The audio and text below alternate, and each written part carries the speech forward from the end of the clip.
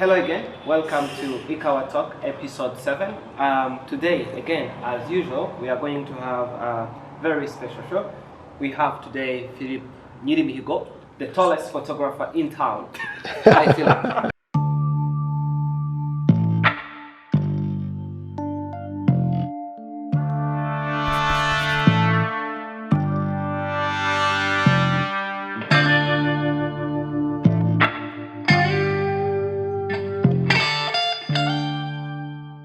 Today we need to understand what photography is, and we think you're the right person to tell us. Wow. Yes, we know Yeah. Ilum has been doing a lot of things, but maybe just a little bit we talk about you. We at Ilum, so it'd be good to sort of like also explain the audience, introduce Ilum, what you guys do, what is your vision, and how you want to do anything in the creative industry in Rwanda, and then we can have a debate from there. Okay, so thanks for having me. Ilum was started in 2010. It's a communication agency based here in Kigali, but also a creative studio. And what we mean by that is that we get to do really fun projects that are original and are coming from Ilum, whereas the limited part is more of a communication agency and deals with clients. Okay. So that's the difference. And yeah, so when we started in 2010, the idea was to really change the perception and when you Googled Rwanda, what would you see? What we called the 2Gs. It was always genocide of the guerrillas. But Yes. there's a lot more happening because we were experiencing it around the city. We were seeing all these creative things that were going on, and we said, it can't be just those two Yes. Yeah. Yes. So that's how, especially the photography department, we started really pushing, traveling around the country, really showing a different side, and talking to different people, covering as many sort of creative events as possible, just to really show a different face, a multifaceted face of Rwanda. Yeah. Yes. So artistically speaking, what is photography? Because today most people, urban people, they have cameras on their phones, but can we call them photographers? Good question. So photography is a medium, probably one of the most popular along with video communication, and it's really, as of late, has become really the easiest platform or tool rather to use to get photos and tell a story. So photography, it's a frozen moment. And you try to interpret sort of what's happening in front of you, and they could be sort of different styles. There's artistic, there's photojournalistic, where you stand on the field and you have to report what's going on, so you can't move around things where, as opposed to like a more creative shot where you can move around, do a whole setup essentially and create the photo that you have in your mind. So that's how I would find photography. I actually have a quote here that I tend to agree with. Now if I can find it. Lost? Lost, gone? Okay. I think it's All there. right, there you go. And it's pretty simple, and I liked it because it really spoke to me as a photographer. And it says, the job of a photographer, in my opinion, and this is a guy called Robert Adams, is not to catalog indisputable fact, but to try to be coherent about intuition and hope. Yeah, that's really deep. Yes. Can we break it down for people like me to understand? Yeah. So my interpretation of what has been my experience with photography, it really has to do with intuition. And when we talk about intuition, it's about looking at what's happening around you and getting a sense of what's happening, but on a level that's not necessarily communicable with words. So it's about your instinct, what you feel inside, and you feel like this is the right moment. Yeah. And then when we talk about hope as well, it's really to just inspire someone. You look at it and you feel good about yourself, you feel good about the subject or what's going on. Yes, there's a space for indisputable facts. Photojournalists are there for a reason, documentarians are there for a reason. But I tend to be on the intuition and the hope side. The thing I like phrasing a moment is when you don't have motion, there are some small details that you only get to see on a frozen moment. Yeah. You know, that's how photography differs from video. It's like I freeze a moment, and then from the moment I freeze, you have a language, a new language emerges. So it's a very powerful really tool. interesting because you are defining photography as a medium of storytelling, but it's a static.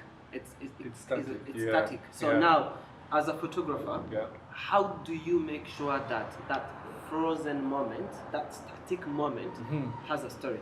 And how do you make sure that the audience could translate the story or the message by themselves? They don't need you to be around to explain what you want to talk about. Yeah, I think you just touched on it. Essentially, photography, the thing I like about it, it's a two-way street.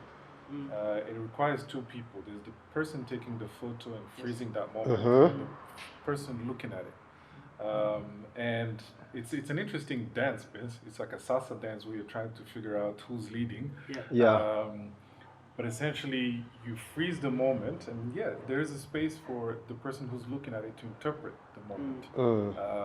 And that's why I think I like, because at that point, then it really opens up the photography and the moment in itself, and then it allows for, it's okay to have multiple interpretations, as long as one feels like, especially as a photographer, in that moment you're able to express how you felt.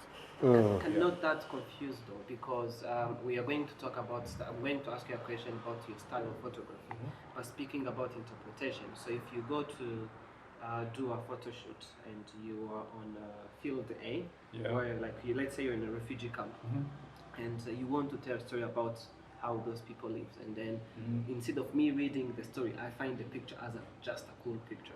So is it really confusing if you want people to have different interpretation, or like how do you make sure that there is no confusion on the specific message? Yeah, I think that's also the challenge, and what makes photography the fun. I think anything actually, even in video, you can end up you show it one way and people take it another, and I think personally for me, especially, let's say we take a refugee camp as an example, you really have to be respectful of the space you're in. Everything that needs to be safeguarded, people's dignity and humanity. So it's documentary. You cannot set up things. It should be really at the forefront of you trying to capture those moments. But still, there's that element of, you know, if you're more of a black and white or color, so you can still have a style, but still leave room for interpretation. And again, you try best, and you always find all kinds of people. And, Talking about color and black and white, there is technique versus intuition, or I don't know, instinct. How do you balance that? So the one thing I always tell young photographers, or really people who are getting started, is you really have to take time. There's no shortcuts. You know the thing they say, 10,000 hours? You need to do your 10,000 hours. There is no shortcut. There is no shortcut. You cannot have a style within like 3 months of starting photography. I don't believe it. It took me a while to see my own. And sometimes actually it takes other people to kind of look at from a distance your body of work and say, hey, you tend to have this. And yeah, for my case, it took time. It took really a long time to eventually see and form a language. Talking about style, that's according to me. I think you like geometry, and you have some kind of economy of details. You go straight to what you want to tell. The first picture, I very much liked the table series. The first one I saw was Fiona's. It was a side picture like this. See how she is tall, and then everything is white. That picture was like, wow, you know, very geometrical, you know. And even the fashion photography you've been taking, you just use plain background, and then you just focus on the model. So that's, can we call that your style? Yeah, and it took a while to get there, and it was actually even another friend of mine who kind of noticed that style, so it wasn't even me. Oh, It wow. was someone else saying, "Hey, you know what? It looks like you have." He called it lines, and from that Yes, point on, yes. but yes, the I think the moment you remove, like you're saying, economy Details, of yeah. details, if you remove a lot of sort of distractions and you Yeah. keep it really simple and pure, and then lines like you're saying. So Fiona's the side photo, particularly because she had long arms, Yes, it yes, kind of formed yes. this triangle, and I Yeah. thought this was really cool. Yeah, yeah. So yeah, that took time to get there. It takes practice. It takes you have to develop that intuition as well. It's not something that just comes like that. Yeah. So I'm sure young people that will be watching us will be asking themselves like, how do I define my own style? So in a really summarized steps, 1 to 5 steps, or even less than that, Yeah. how can you guide someone into the process of finding themselves or creating their own style? So if I can talk about my evolution, I Yes. started photography almost by accident. A friend of mine came back from the Grand Canyon, showed me the photos, and I said, "Wow, these are really cool. How'd you do it?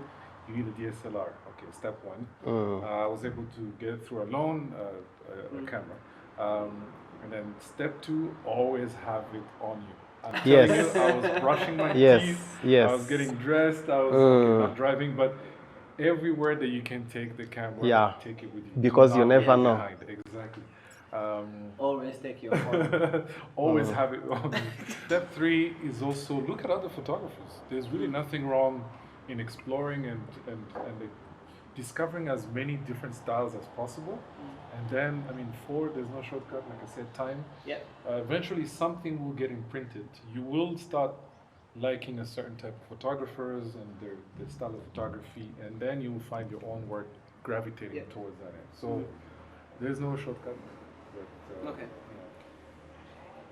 Very interesting. So we've seen evolution of the Rwandan creative industry, and I think there is no doubt that Ilun and you guys, Philippe and Gael, are part of the pioneers.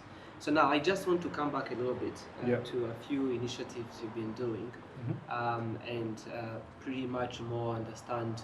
You've said that one of the reasons you created Illumi was to rebrand Rwanda and create a new image. Can you please tell us how do you see the success? Like since when you started, and what do you think you have done to contribute to the change of a Rwandan creative image? Yeah, I think for me, and especially in Gael and some of the sort of early photographers, when we looked at the scene at the time, so 2010 or so, there weren't that many professionals, and then so at the time, again, it was really hard even just to get equipment and all that kind of stuff. And then slowly, as you sort of professionalize the field and you really push the boundaries, and it takes education, by the way. You have to educate your crowd to be able to understand and see the quality in the work that you do. So it took some time for even clients to say, but I can just get someone off the street to do it. Until they get the results, and then they call you back and they're spending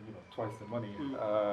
So it takes time, and then slowly, but there was a rapid progression within like 2 or 3 years. Actually, no, 3 to 4 years right after Loom started, we saw an explosion, and that has to do with 4G.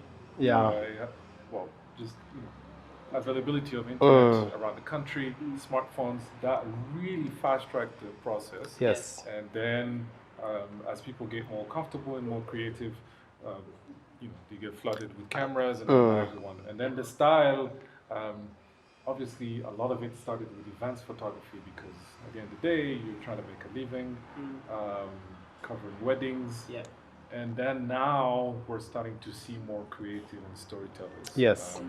It used to be that really you could go on Instagram and all you see was either events or weddings. But now it's changing. Do you think technology helps photography creatively? Because back when people were shooting on film, you would really think before you shoot, and you don't get to see your picture until the day you develop the film. Now, this is a very deep process. Today you can shoot 1,000 pictures, you don't even care. Yeah. So in terms of creativity, do you think technology helps? In terms of propagation, yes, no doubt. But in terms of creativity, maybe if you refer to your knowledge in photography, what can you tell us about that?